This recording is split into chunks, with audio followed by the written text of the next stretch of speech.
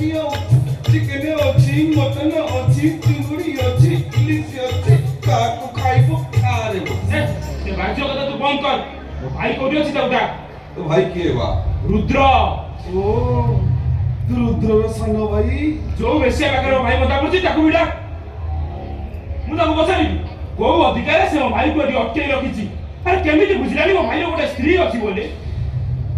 ଏ ଧନ ଏ ଗେଲୁ ଆମେ କାହିଁକି ଏତେ କଥା ବୁଝିବୁ ରେ? ଆମର ଲୁକୁଡ଼ା ଦରକାର, ତୋ ଭାଇର ଚିକିଣି ଦରକାର। 1 ନମ୍ବର ଚିକିଣି ମୋ ଖୁଲିର ସବୁଠାରୁ ଭଲ ମାଲ। 1000 ହୃଦୟର ରାଣୀ, ଲକ୍ଷେ ମନର ମାନସୀ।